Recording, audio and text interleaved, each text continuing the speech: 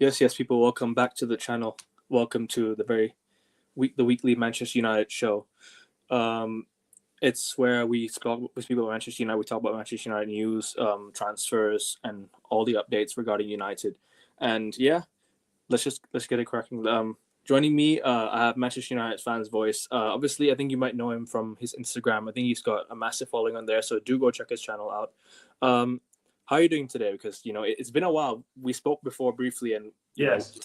Today's about time. We go live and we talk Manchester United. Yeah, I'm great. I'm an always, like you said, I have mainly on Instagram a fan account dedicated to Man United. I've been a supporter through my entire life, almost since I've been able to properly support a sports club. Right. I'm old enough to remember the good times. I'm old enough to also understand what this club means and what it represents and how it used to be and how hopefully it will be again. Yeah, it's been a difficult time, but hopefully, finally, things will start getting better. 100%, and obviously, the games tonight. I mean, let's get into the transfer news first. Obviously, because it's been a busy week of transfers. Because obviously, last week, you see Man City doing deals. You see Arsenal maybe agreeing with a deal with Zubimendi or now Sesko potentially. What do you think the latest? What do you see the latest news? Because obviously, I'm seeing Garnacho being linked with Napoli. I'm seeing United being linked with obviously the striker Nuno Mendes, and a striker and Nuno Mendes. So I'm not sure exactly where we're heading in, what direction we're heading in, but obviously because my feeling towards the January transfer window is I don't see us signing anyone in January. The thing is we never really do business in January. I think that our last big signing in January or last big money spending in January was Bruno Fernandes. We spent exactly. 6 million on Bruno Fernandes, right? Exactly. But now we're lost in like two minds. Are we gonna go for a striker? Are we gonna go for a left wing back? Because obviously we have to sell before we buy. And I don't agree with the rule. I don't agree with the PSR thing. I think it's kind of preventing us from actually spending our own money properly. We have to sell first to buy, and it's hard for us to sell because nobody really wants our players right now because they're on massive wages. Let's not forget. Yeah. Right. But do you have any updates on your side? Because I feel like because that's all I've really been seeing lately. Well, you kind of said everything that could be said. Personally, I'm not a massive fan of transfer rumors. It's not my favorite thing. Obviously, I try to keep track of them and know what's going on, but I'm not a big fan of them. Like it's kind of stressful. It's not. It's really stressful. It's not very easy to really improve your squad in the January because no team wants to let their best players leave in the middle of the season, and it has been very. The club has made it very obvious that the financial situation, because of PSR, is extremely limited at the moment. However, I think that they need to find a way to help Amorim somehow this January, because I fear that if we don't do that, if the club doesn't help him with a few transfers, even one or two transfers, I fear that if we don't improve our league position by the end of the season, then in the summer, it's going to be extremely difficult to attract good players that will be good enough to improve the squad. Unless, of course, we once again pay massively towards these players, give them massive wages, which, as we all very well know, is another massive mistake. So I think they need to find a way to help him. They need to find a way to give him even one or two players, because I think it is extremely important that we try and climb up the table significantly. Yeah. Because if you end the season 13th or 12th or 14th, then it is going to be very difficult to convince good players to come to United. It's going to be a mess. Like you said, we are in a situation, and the club has made it very public that probably the only possibility of being able to get new players will be if we let players go. hopefully, maybe with Casemiro, it looks like Rashford is probably going to be leaving either on loan or, I don't know, a permanent deal. I think But hopefully something can happen so we can get a few players in, because I don't know how Amorim will be able to turn this around enough for us to be aiming towards top of the places in the league. It's going to be extremely difficult. I think for me, we need to pick up results, right? Yeah. But also, I feel like we need to try and go and win the trophies, like FA Cup, Europa League. That's where I'm looking at. I think FA Cup and Europa League is where we need to throw everything at it now. Yeah. Although we still have to improve our league position, I agree with you 100%. I agree with you 100%. I think our league position right now is a disgrace. Like the way Manchester United are going on right now, I feel like, you know, with the situation with Erik ten Hag in the summer, I felt like we kind of should have made a move in the summer, because now we're in a much bigger mess than what we were. Because I feel like, because after the FA Cup, right, remember when Van Gaal got sacked after the FA Cup, we got Mourinho in. If we had got Ruben Amorim in the summer, or maybe we got another manager in, maybe we wouldn't be in this mess right now. And I feel like we'll be we'd be competing for, you know, I think a lot more. I think Carabao Cup I think we could do even better in the Carabao Cup. We could be in the semi-final or the final. Who knows? Yeah. Europa I League, fully agree. The timing of the decision. I mean, yeah. I'm very excited about Amorim. I think he's a very good choice, but the timing was completely wrong. 100%. They should have let, in my opinion, Erik ten Hag go after the FA Cup final last season. Find the new manager before the transfer window opens and before you start planning for the new season. Give him at least one transfer window and give him the whole summer for him to start preparing his new team. Right. And the situation could be now completely different if they had done that. I think they made an emotional decision. I think they felt pressured by what the fans wanted, because after the FA Cup final, the vibes were great. The fans were backing Erik ten Hag, and I think the club kind of, I don't know, kneeled under the pressure of the vibes and the excitement and the fans pressuring to keep the previous manager. That's completely wrong. They should have let him go after that FA Cup final and bring a new manager if it was Amorim or someone else. And that's why Amorim said that he asked not to come now, but to come next summer. Let the season finish and then come, because he understands how difficult it is. But the club said that they wanted him now.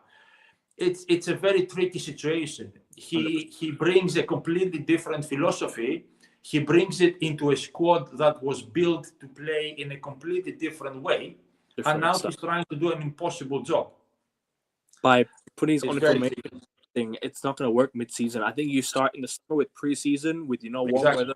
Go to USA, you know, or maybe go out to Dubai, like warm weather training, you know, get your system, get some preseason games going, and give him some time to work in the system. But I think right now we've kind of put him in a dilemma where, and I think it's kind of put him in, like, it's kind of, how do you say it? It's dug. How would you say it? It's gotten himself into like a much bigger mess and a much bigger dilemma right now, because I'm kind of worried for Ruben Amorim, because I think by next season, if he doesn't get his own players, we could be much worse. Even this season, I totally agree. And even this season, even though it is very understandable that for him it's almost an impossible job, he needs to find a way to get results. 100%. Because he needs to somehow have the players still believe in what he's doing. And if you continue to lose games, then the players do lose faith in what you're trying to do. And if that happens, then there's no turning back. It's almost finished. So he's trying to do an impossible job, but unfortunately, he has his back on the wall, and he has to, while at the same time trying to deal with an impossible situation, somehow get results. And the results for me, like, especially starting tonight, we need to get a result tonight against a really, really poor Southampton team. We must pick up a result today. Absolutely. No excuses for me. No excuses tonight. Brighton on the weekend, gonna be a tough game. Gonna be a very, very tough game. So I think tonight we must win the game and go and beat Brighton. Because what we did against Arsenal, that game, right, for me, we could have been robbed. Like, the referee was just terrible. Like, we could have been on another day, we could have lost that game. Yeah, of course. Because the referee was just horrendous. And before that as well, like, I think United did all right after the second half start. And then Dalot, I don't know what Dalot was thinking. That he costed himself the game. Almost costed us the game with that tackle. Yeah. Two really bad tackles as well. So I feel like, you know what, it's kind of got us into a bit of trouble, and then we held on penalties. So that makes me even happier about the win than when we would have won in 90 with the terrible officiating. So I don't know. I'm just happy with the two. I mean, the Anfield result. Look, I feel like United could have won the game. People are saying that, am I being a bit too much? I don't think so, because I think United played better on the day. I think we were the better team. We definitely had won that game. Yeah, absolutely. We should have won that game. So absolutely. At the end of the day, I think it's about our clinicality. We don't have clinical goal scorers. And I'm not saying anything against Joshua Zirkzee. I like Joshua Zirkzee. For me, I think we need someone that can score goals on a consistent level. So I think someone like an Osimhen, maybe if he's available, go and get Osimhen from Galatasaray. I mean, I know he's on loan, but we have to deal with Galatasaray as well. We have to talk to Galatasaray and Napoli. So maybe get someone like an Osimhen, get someone like a Gyökeres, or someone that can score goals for us, really, because I think we need someone who can just score bags of goals. We don't have a 20-25 goal season striker. We have like a 15 goal season striker, and that's not good enough for United because we have many games. We play Europe, FA Cup, Carabao Cup, Premier League. We play 60 games a season. So I'm saying I think we need a lot of depth in that area. Because remember, mind you, Manchester United used to have Berbatov, Rooney, Welbeck, Chicharito up front. That we had good players that could score us goals on most given nights. So this is what I'm saying. I think we need someone. We need to bring in a couple of strikers in the summer. And as crazy as it sounds, I think we need, even if we have Højlund and Zirkzee still, keep them two and bring in two strikers. Because that's what I think. It's a tricky situation because we need to also find a way to create more chances. Because at the moment, yes, we do need a more clinical striker. We need a more established striker. But at the same time, as we are playing at the moment, and as we were playing last season as well under Erik ten Hag, we do not create enough chances. And that is one of the reasons why we seem so different when we play against stronger teams and so different when we play against weaker teams. It is important to understand why the results are coming.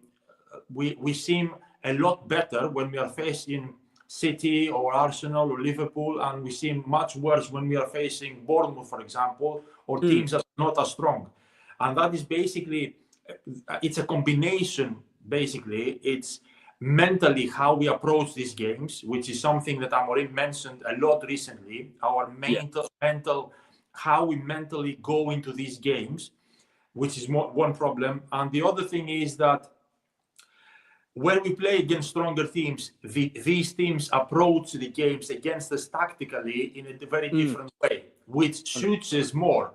We are better when we stay back, absorb pressure, and try to maybe create something if that happens. Like against Arsenal or against Liverpool, we weren't really focused on winning the game. Against Arsenal, we didn't actually win. We drew and won at penalties, and that was enough. Cup games, you don't always have to win. And we are good in that game state. We are good. When we are not chasing the win, we perform better. But when you're playing against a weaker team, you can't approach that game like that tactically. You need to take control more. You need to create more. And creativity has been a massive problem. 100%. Like if you see the statistics about how many touches our forwards, Højlund or Zirkzee, get per game when they are playing forward, they are very limited, like 10 touches per game. It's almost nothing. So, yes, we definitely need more strikers, more forwards, more clinical and experienced and established finishers, but we also need to, as a whole team, be able to create consistently better quality chances. Because that's another thing. Many times we get upset about bad refereeing decisions bad refereeing is a thing that is in the Premier League It's for common. every single team. Exactly. Every week, you see terrible refereeing decisions. Even now with VAR, you continue to see one mistake after the other, not just for United, for every single team. It's But not good VAR. teams, exactly. It's VAR, yeah. Yeah. Sorry. Good teams that create enough chances don't usually get as affected by these bad decisions as a team that doesn't create enough, is not playing well enough to overcome these bad decisions. So there is quality in the squad, but we need to find a way to create more, attack more, and be able to overcome these bad decisions or bad luck or whatever we want to call it.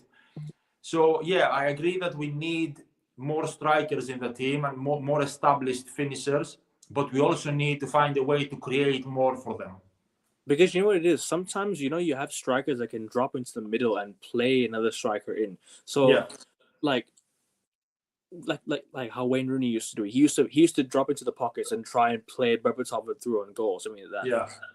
What I think we need right now, even if we're not creating enough chances, I agree with you about the chance creation. We don't have much chance creation, right? But what I think we also need is someone that on a really really bad night, like when we're playing so poor, but the other team cannot take their chances. When we win a smash and grab, a smash and grab game. Yeah, right? When yeah. Like we win like a 1-0 game, like how we won at Anfield many years ago, like when Wayne Rooney scoring, something like that. So you need someone to come up in big moments. You need a big moment player, and that's what I think we United need, someone to get turn up in big moments. So, but I also agree with you. Final third passing, terrible. We don't have the final third player. Eriksen, I like Eriksen. He can play in the final third, but he's not. I think for me, 90 minutes. He doesn't play 90. Yeah, exactly. Bruno Fernandes. One thing about Bruno Fernandes is like I used to rate him really highly. I used to love Bruno Fernandes, but over the years, I just don't enjoy his long passing. Where he's just trying to ping the ball long, and the strikers are trying to get it. It's not going to work. You can't keep pinging these passes long and expect to create chances in the last minute. So what I think we need to do is we need to find someone that can create chances. A midfielder that can create. Menu, I like Menu. I think Menu can definitely play in the number 10, but I don't think he's a starter for me. I think he needs to come off the bench. I think Kobe Menu is a very very good player. We need to limit his minutes, because if you keep throwing him in games in situations where you have to win the game, it's just putting pressure on him even more, right? He's been in situations where he has to win the game for United. He's not a game winner. He's someone that can sorry, he's someone who can that can be a decisive player, someone that can bring the ball forward. He's a progressive ball player. So what I like about him is playing him in that number 10. His best work is in the final third. Off the bench would be good against tired legs, right? I would sign someone that can, like, for example, we won't sign him yet. This is just an example. Someone like maybe like a Danny Olmo, someone like a Cunha, that can play from the very very start, from the get go. Someone that can create chances for the striker. And for me, I like the way we play sometimes. Sometimes it's not bad. Sometimes it's not good. I like the way we move the ball, but the thing is, our ball retention is good, but the way we keep the ball is also terrible. Our ball possession is not that good. That's one major factor about it. What do you think of that? Yeah, absolutely, I agree, and I wouldn't mind. I don't mind Maino starting. I don't think him starting or not starting is going to affect if we're going to improve that much or not. The problem is that if, like is reported, because we talked about transfer rumors just now, if, as reported, Casemiro leaves, for example, then the only players you can actually depend on regularly for those two deep midfield positions are Ugarte and Maino. You can't depend on anyone else in the squad to fill those two positions. And you cannot have two players to be playing twice a week for the next 5 months. Yeah. So that's okay. Casemiro leaving will be a positive thing, because we will his massive wages will be freed up. But then that has been the problem with United for many years. We focus on who needs to leave, but we don't focus on the replacements. On the replacement. Exactly. And it's the same, for example, with Rashford. Yes, it's probably the best time now for everyone. The best solution will be if he leaves. It will be probably the best for him and for the club as things have come now, unfortunately. But okay, if he leaves, who do you replace him with? Because the truth is that for the last 5 or 6 years, he has been our best forward, our most productive attacker. So that's the thing. Keeping Maino or starting Maino or not, I don't mind that, but we definitely need more depth, especially if Casemiro leaves. Like you said, Eriksen, he's a good player, he's a quality player, but he's a player now that you can only use for the last half an hour of a game, not more than that. He cannot be effective for any more than that. I thought at the very start of the year, like when he, sorry to interrupt you, I just want to say this, when he was playing at the start of the season, I thought that when he came on, when he was playing for us in games, he had that good run of games where he was scoring, he was assisting, not against great teams, but against teams that, obviously we can't put the ball in the net against. He stepped up. But sorry, continue. I just wanted to say that. No, I agree. So we need more depth. Like if the club decide to bring a couple of players in this January, I think that the first positions we need to look at would be the midfield, especially if Casemiro is one of the players leaving, because he's not good enough anymore. Like Eriksen, he cannot be effective for more than maybe one half. I still like Casemiro. Yeah. And of course, we also need the left wing back position is also a position that we definitely. That's the most important position. I think we have not addressed that well enough, because remember last season, right? When we had when we signed Reguilon at left back, we had Alvaro Fernandez on the bench. Luke Shaw and Malacia were both out injured. They hardly played a game, right? When Malacia now Malacia is back, when Reguilon joined in January, he had that break, that loan break clause or something. That I don't know how you call it. That break clause that hit the loan midway, and we sent him back to Spurs, who then loaned him out again to Brentford, right? What did we do after that? We sold Alvaro Fernandez to Benfica, and then Luke Shaw and Malacia were out, so we had to play Amrabat at left back. So that's where I think United didn't address that situation properly. Exactly. And the decision to let Alvaro Fernandez leave, I did not understand that at all. Same. I mean, maybe he was too young and too inexperienced and maybe not good enough to be your regular starting left back, but he was our third choice. And that is why you have a third choice left back. When your two first choices are not available, you give him a chance. And now he's proven that he's good enough to be that third choice to have available when your first two choices are not there to help you out. And we let him go. That was a I did not understand that decision at all. Remember we gave Cameron Borthwick-Jackson an opportunity in the first team because we didn't have Luke Shaw. Sorry, Luke Shaw was out injured. Daley Blind didn't play at left back. Rojo was out injured. So we gave Borthwick-Jackson an opportunity, and I thought he did well. So that's what I'm trying to give opportunity to young players sometimes when you really need to. I don't think it's necessary to give opportunities to young players, but if you want to, do it. But this is where I feel like United messed up, because now we're in the situation now that we have to sign a left wing back. And are Luke Shaw and Malacia going to leave soon enough? I hope so. I don't know if Malacia is good enough. I think Luke Shaw. I think it's time. I think it's time to say goodbye for me. Yeah. I think it's been way too long for me. I think Luke Shaw should have been sold maybe last season, because he's had too many injury issues. He's not been fit. He's hardly been available, because availability is the best ability. You need to be available. Of course. And I feel like we didn't address that properly. So this is what I'm trying to say. I think we need to sign a left back. We should have signed one in the summer. I think Mazraoui I'm very, very happy with the signing. But the left back situation is where I feel like United should have addressed in the summer, because Luke Shaw and Malacia, mind you, were still out injured at the time. So we didn't sign a left back. Dalot had to play left back, and it wasn't working. And it's still, I don't think it's still working. I think Dalot at left back doesn't work. At left wing back, so my biggest issue is United did not address that left hand side properly, because we had issues with Rashford as well. Rashford was situations with him. There were situations with how do you call it? Sancho sold, and then we didn't address the left hand side. That left hand side for me is very weak. We used to do our good work off the left hand side. United's best work was off the left hand side always. I think the right side is much stronger than the left side for me. Yeah. Much stronger than the left side. I think Ahmad's been really good. As a really good player. He's actually, ever since, he I think for me when he joined the team, right? Ever since he first joined, I was like, give him more chances, give him more opportunities. We never saw enough of him up until last season, towards the tail end of last season, and this season now we're seeing a. Yeah, especially this season. Sorry to interrupt. This season No. probably the only positive thing we've got all season has been Ahmad's Diallo, performances. It's probably the only positive we have from the entire season up to now. Yeah.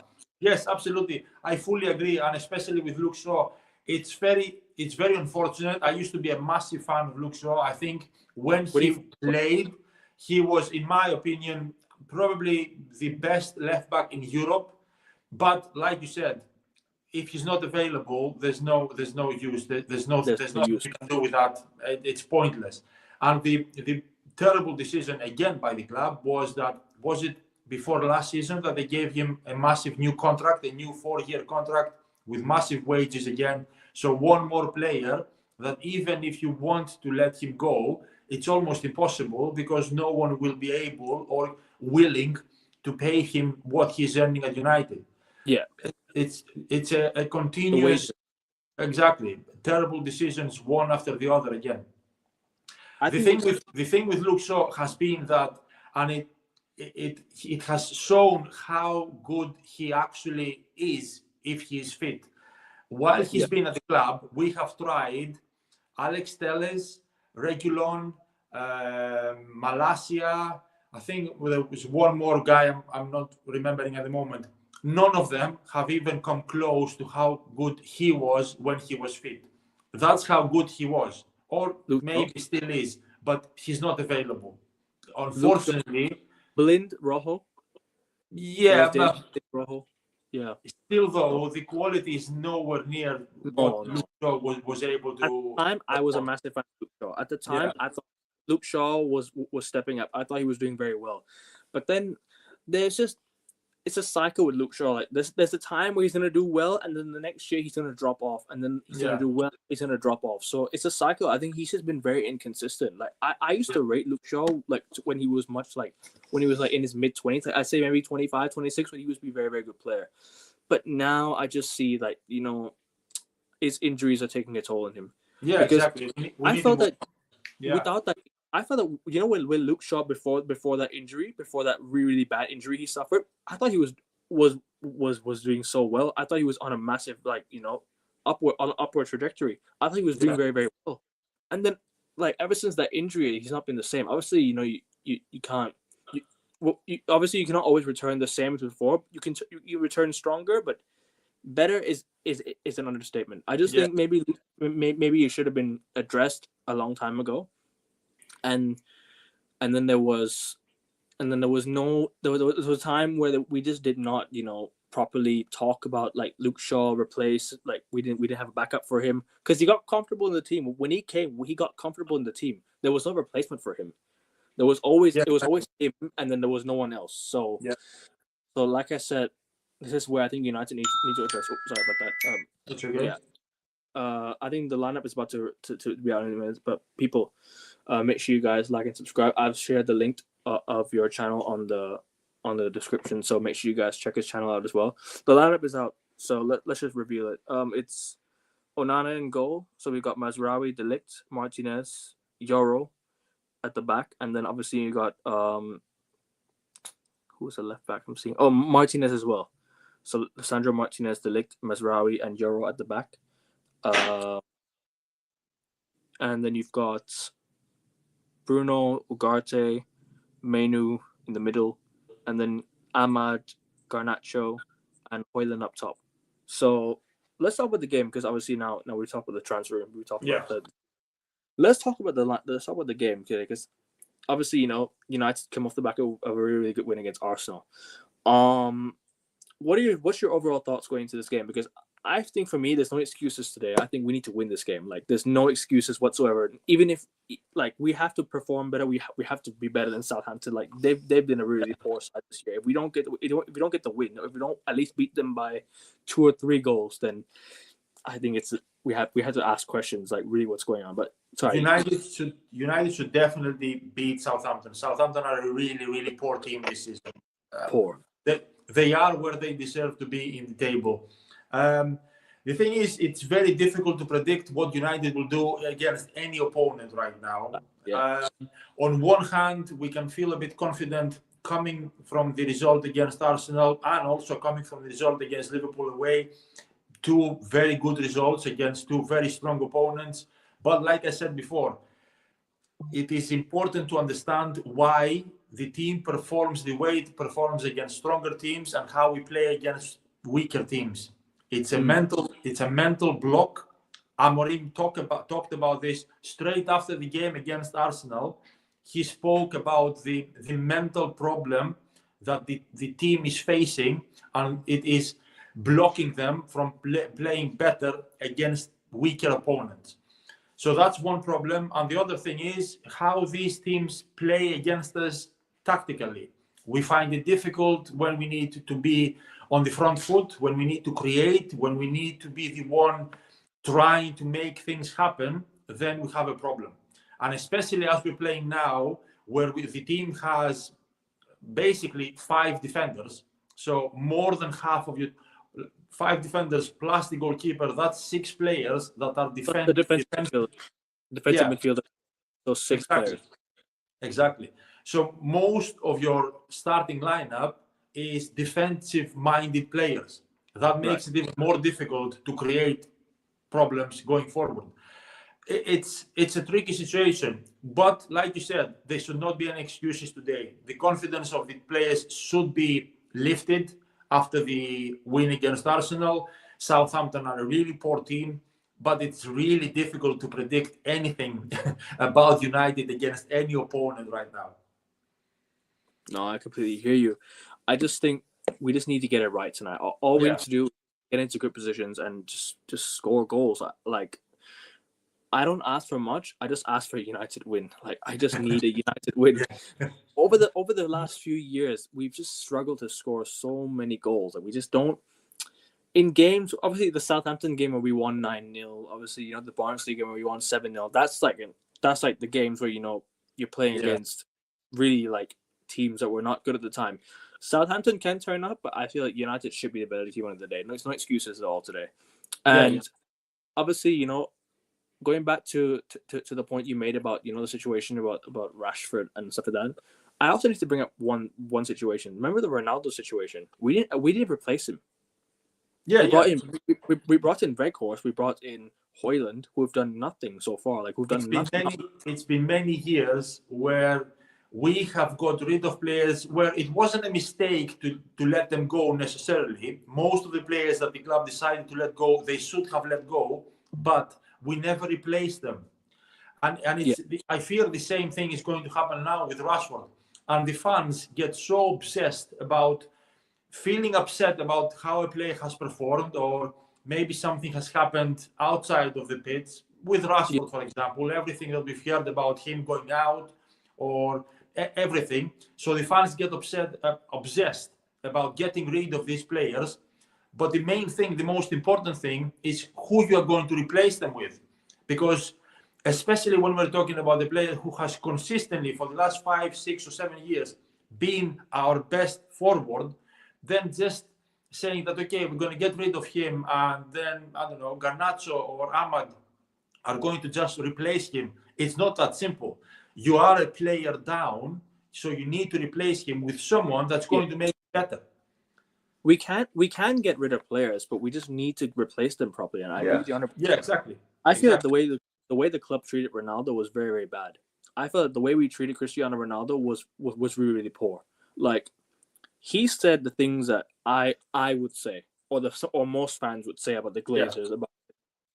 But the way United fans felt towards Ronaldo, I felt it was a bit like, I didn't like it, because Ronaldo's, at the same time, I'm showing a bit of bias towards Ronaldo, but he's my favorite player.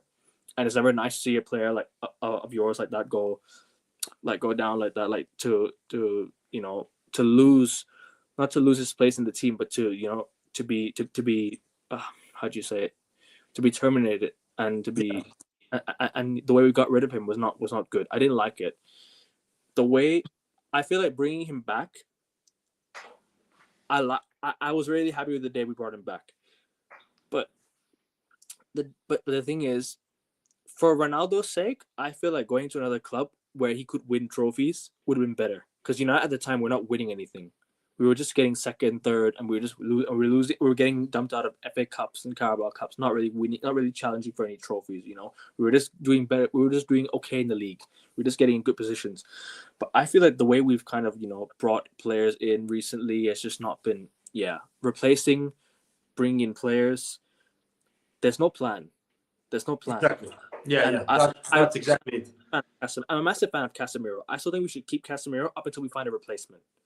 Because if you're gonna sell Casemiro, who's his replacement? Ugarte is not his replacement. Ugarte is one player. You need another player to replace Casemiro, because we have two right now, right? Yeah, that's very true. When he was playing with Ugarte earlier this year, I thought it was working very well. With Casemiro next to Ugarte was a really good pivot, and I liked it a lot.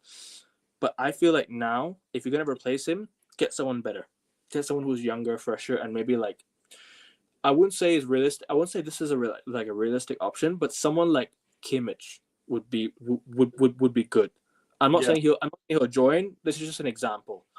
Someone like that. If you're gonna replace him with someone younger and has fresher legs. Like someone with how do you say it? Someone with not a clear plan, but someone with the ability to longevity. Yeah, thank you. Longevity. I think that's a very important detail. If the plan of the club at the moment is, for example, that the team is going to be ready to properly compete in, let's say, 3 years from now, I think that every transfer coming in should be at the right age to be able to contribute in those 3 years from now. So bringing players that, if your plan is like, okay, for the next 2 years we're going to be building, and then 3 years, year number 3 from now, season number 3 is going to be the season that we're probably properly going to be competing, then any player you bring needs to be at the right age to be able to also be one of your main players at that point in 3 years. There's no benefit in bringing players just for 1 or 2 seasons that are not going to be helping you, and are not going to be important players, not necessarily starting 11 players week in, week out. They could only be squad players. But like Ugarte, for example, I don't know if Ugarte, if the team is good enough to be able to compete for big titles, I'm not sure yet if Ugarte is going to be someone that is going to be a regular starter. Maybe he will, maybe he won't. Because I think that what we are seeing now from Ugarte is the exact game state that benefits him. His attributes are showcased by how we are playing. That's why he seems such a good player at the moment, because the way United plays benefits all his qualities. I don't know if that's going to be still the case if we have a team good enough to be properly competing for the Premier League, the Champions League. Right. So he might just be a player, a squad player, but he will still be at a good age in 3 years from now to be able to be a proper squad player. So every player you decide to bring in, don't bring players that are 29, 30, 31 years old that are not going to be able to help you when you reach that point that you've set as a limit, as a goal for when you want to be ready to properly competing. Bring players that will be available, proper tools when you are planning to be a proper team, like competing for all the major titles. No, I 100% agree with you, because look, and I'll say it again, we need to replace players properly, not just let them go and not replace them. But let's get back to the Southampton game. I just want to get the point across. Yeah. Obviously, Southampton with like players like Tyler Dibbling what do you call Cameron Archer, who can cause us problems, but I feel like even with that, we should still be able to keep them out of our area, because one thing with United is we always let teams running behind so easily, and our defense is a bit a bit of a high line. We let to play a high line, and that's what I worry about, because I don't like that. I like us being more compact. I like us being, properly good defensive structure. I like a good defensive structure. I feel like for me, we need to address that as well. Amarim needs to get players, even if he wants to replace someone like a De Ligt, even if he wants to bring in someone that can play instead of De Ligt, play that player in his rightful position and play him to the system that you want them to play in. Yeah, I feel like defense for me can be an issue on given nights, but I feel like United should keep Southampton out today.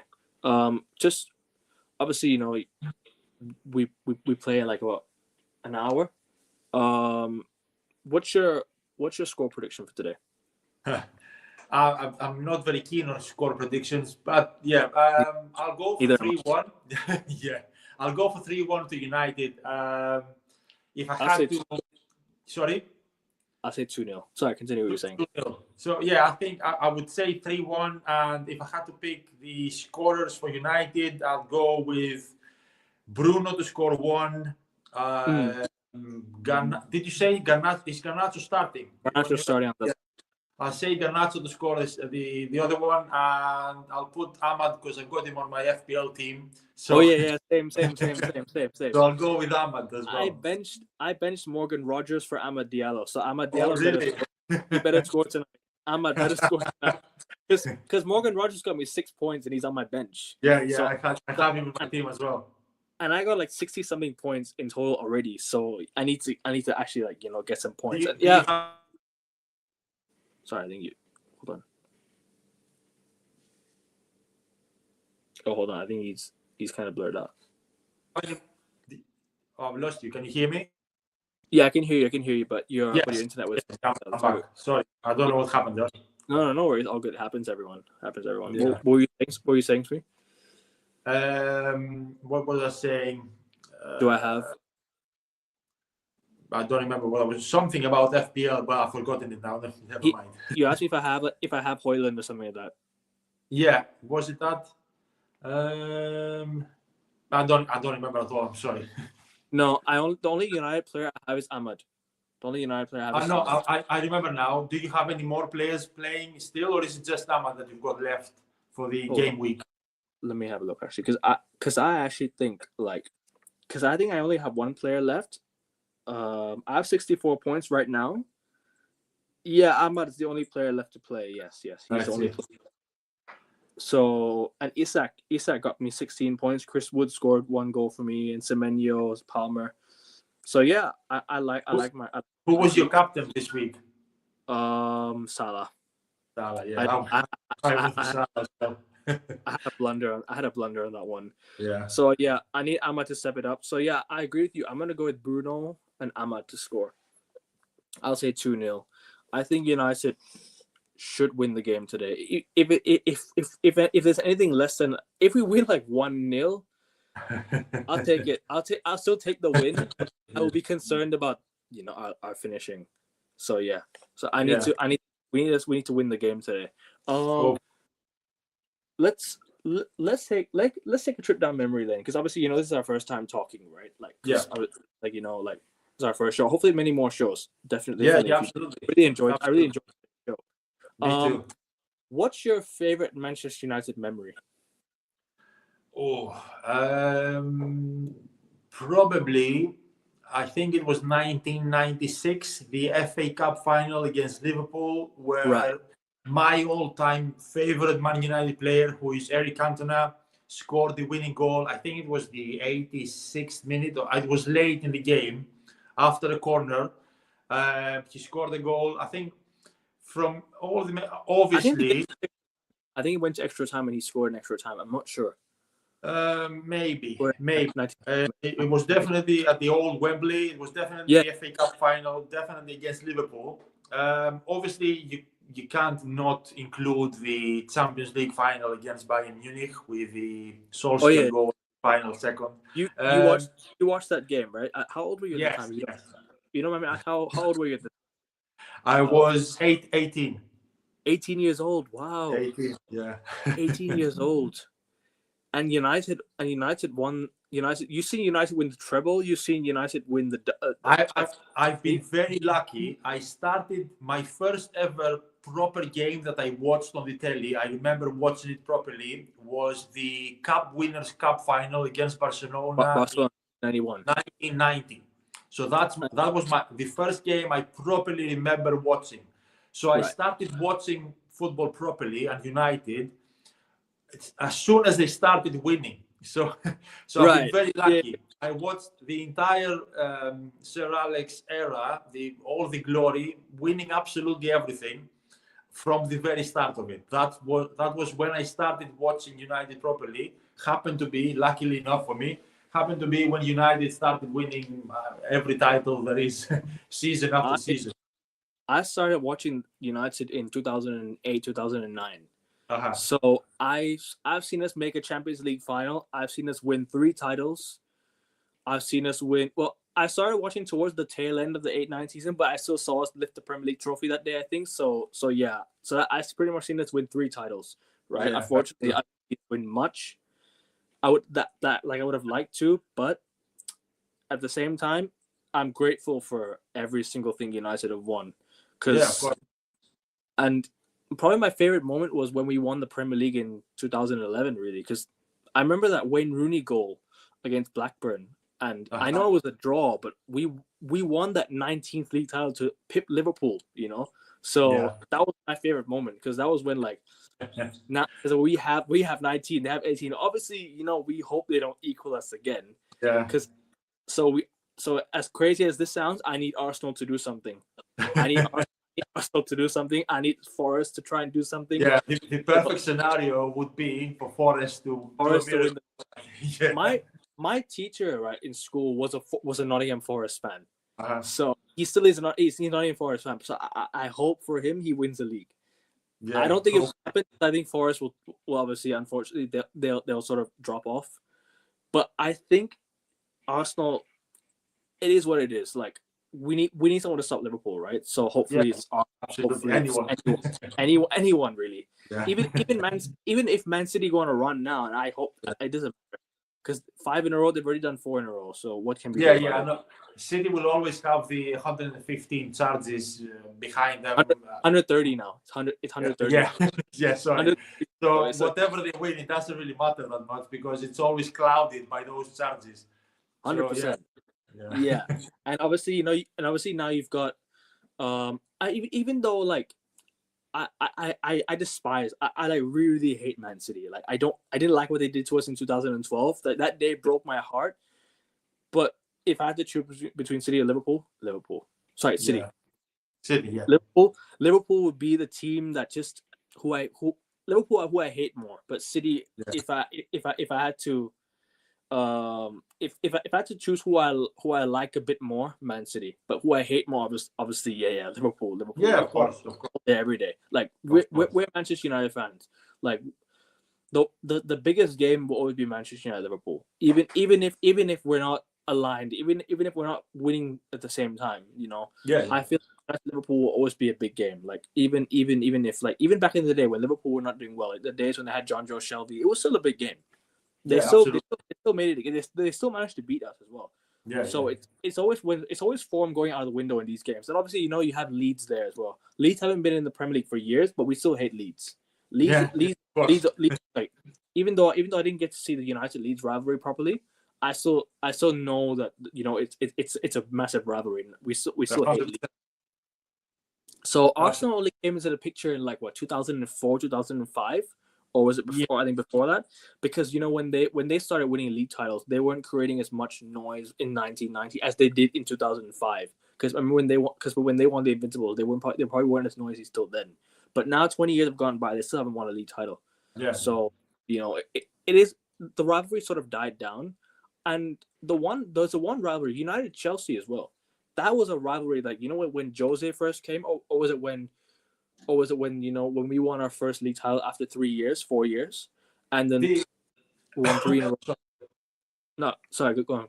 Continue. yeah, I think the rivalries against with United against Arsenal and United against Chelsea, they are rivalries that were created in specific eras because of those teams suddenly or not so suddenly um, became strong.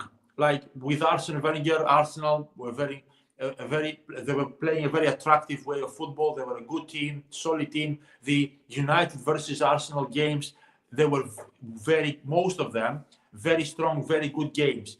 Then it was Chelsea that came in the mix because when Roman Abramovich bought Chelsea and he brought Jose Mourinho, then Chelsea became very strong. So Yeah, those were rivalries that were mainly, they were created during specific eras. And then yeah, when either of the two teams were not as strong anymore, the rivalry kind of died out. The yeah, rivalry between Liverpool and United is one that it's completely not dependable on how strong each of these teams are. If one mm, team played in the Premier League and the other team played in the fourth division, it will still be a massive derby. yeah. And Yeah. obviously, you've also got United, Man City. The rivalry started in about 2012, 2011. Yeah. That was when Man City won their first league title. Obviously, it was still a massive game. Manchester Derby was still a massive game, but it kind of like died down, and then they came back again in 2011, Yeah. 2012 when Wayne Rooney's overhead kick against Man City. That will forever live long in my memory. And one goal that I really really loved. I was in America at the time. Paul Scholes scoring the winner at the Etihad with that. Yeah. I will I think that probably is my favorite. As crazy as it sounds, not Michael Owen. That was my favorite Manchester Derby goal. Not Michael Owen. I love Owen's goal. didn't he score that goal in the season where he had retired and he came back No, to that was 2009-10. That was the season before he retired. I see. Yeah, so that I was in America. I was watching it in the morning as well. So it was good fun. Obviously, I remember telling my grandfather Owen's gonna come on. I don't remember saying if he'll score, but I was like 10 when or 9, sorry, and then Owen scored the winning goal, and Yeah. I loved that day. But that Paul Scholes winner at Manchester Eastland Stadium will probably be my favorite ever Manchester Derby goal. That's probably my favorite ever Derby goal because Yeah. the way he did the timing of it was like last 20 seconds, like the last play of the game, the last kick of the game. So you always love that, and we unfortunately fell short of the league that year because Chelsea scored an offside goal at Old Trafford, and then the same lost to Tottenham. Yeah. We didn't do our chance. We didn't take our chances, and we lost the league. So it is what it is. Hopefully the good days will come back, and hopefully we start winning again. But let's get back to the Southampton game. Obviously, I want to ask you for your opinion. Have you seen the lineup already? Since I've told you about, have you looked at the lineup? No, I haven't checked it yet. No, I just found out when you mentioned it. Yeah, the lineup actually comes out 1 hour 15 minutes now early because they used to release 1 hour, but now they make it 15 minutes early now. Are you happy with the lineup? Do you see? Are you happy with the way we approach this game? Are you happy with the players we're playing, or is there a bit of changes you would have made for today? I don't think he has a lot of choices, especially like my kind of criticism towards Amorim's choices a few weeks ago was that he used too many defenders when Rashford was in the mix as well. I thought he could possibly replace one of the wing backs instead of being a defender player, someone who has a little bit more attacking quality. But at the moment, now that we know that Rashford is probably not an option anymore, I don't think he has a lot of choices. Right. That goes back to what we were saying before, that he needs to be helped even with one or two players during the January transfer window. As difficult as that is, I don't see any other way where he can manage the next 4 or 5 months with the current squad. There's not enough attacking quality, especially attacking quality in that squad. There's not enough there, I think. Would you have started? Who would you have played instead of because obviously we have Onana, Mazraoui, De Ligt, Martinez, Bruno, Hoyland, Yoro, Ahmad, Garnacho, Ugarte, Menu. Is there and the benches by India, Kukonki, I don't know who he is. I've not really read much of him. Maguire, Malacia, Casemiro, Collier, Ericsson, Anthony, and Xerxes. Is there anyone that you would have started in today's game? Is there anyone that you would have played over these players? Because I think Xerxes. I don't think so. I don't think like we said before, there's Casemiro and Ericsson on the bench, but they're not players that can be effective for 90 minutes. So there's not really, those are not options that you can use from the start of the game. Mount is not available. Rashford is halfway out of the door. There's not enough attacking-minded players, especially. There's not enough quality or options generally in the squad to depend on and use. I don't know. Would you make any changes? Yeah, I think I would have started Xerxes over Hoyland. Okay. And maybe I would have started Malacia at left wing back because I think Malacia, and you could play Mazraoui at right wing back. Obviously, he's playing right wing back because I think Martinez is playing instead, if I'm not mistaken. Because we have we have Mazraoui, De Ligt, Martinez, right, and Euro. So I think either Mazraoui is playing. Sorry, De Ligt is playing left center back. Euro is playing right center back, and then obviously you got Martinez as the left center back. Martinez as the left center back. But who's the left? But my question is, who is the left wing back? It's probably going to be Mazraoui on one side and probably left. And Ahmad, yes, sorry. Ahmad on the other side. Ahmad is right wing back. My bad. Yeah, so Mazraoui is left wing back. I think I would have started Malacia, but at the same time, at the end of the day, just go and get the win. Like I'm not really worried about players who start. I just want United to go and perform. Yeah, of course. At the same time, I do have my issues with lineups. I'm not today. Is no excuse. Like really, whatever team we put out today should be enough to go get the win. So hopefully we do that, and hopefully next time we talk, I think we'll be in a much better position. Yeah. Hope we have what Brighton on the weekend. I don't know. I'll preview the Brighton game on my channel, so people make sure you check that out. And obviously check his channel as well. I left the link in the title. Let me know what you've got coming up, bro. Because obviously, you do a lot of work on your Instagram. You do. Are you doing anything on the YouTube? Are you gonna have anything? Are you having anything planned? What's your next? I don't have a scheduled program of when I post things. I don't necessarily do a preview before games or necessarily put my thoughts out after a game straight after it's finished. It depends on other everyday obligations. Mainly, my account is mainly on Instagram. That's the main account. And basically, random thoughts I have about things that are currently going on inside the club. It might be about tactics. It might be about transfers. It might be about a specific player. It might be about the ownership. It's not scheduled content. It's basically, okay, this has happened now. I have a few thoughts about that, and I want to put them out. So I'll either write a post or I'll do a small, quick video expressing whatever I'm thinking about that specific subject. But yeah, that's basically the idea of the account. It's not related with posting news.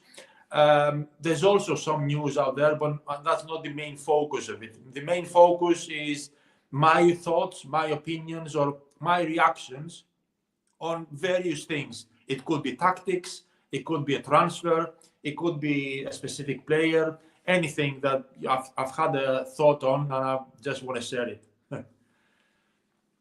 No, I hear it completely. And obviously, we'll be back again next week, people. We'll be back next week, I think, on Thursday. What do we play next week? Midweek? We do, right? We play Rangers, right, next week? Yes. Yeah. We'll preview the Rangers game, and we'll talk about United. We'll talk about transfer news because obviously the transfer window is open, so there's gonna be news everywhere. We'll see. There might be something that pops up, and we'll definitely talk about it. And people, that's it for today. I think we're gonna wrap it up here. Thank you so much for coming on, bro. I think it's been a really good talk. My pleasure. I really love talking to you today. And obviously, next week I'll definitely get you on again, and maybe we'll get a panel on, so we can have more opinions as well. So Absolutely. Make sure you guys like, share, subscribe, and obviously check his channel out. I'll leave the I left the link in the title, so make sure you guys check his YouTube out. It should lead you to his. It should have the link for his Instagram, so make sure you guys check his all his socials out. And yeah, that's all we have for today. And then we're gonna wrap it up here. Make sure you guys like, share, subscribe, and yeah, come on United. Peace. Yeah. Thank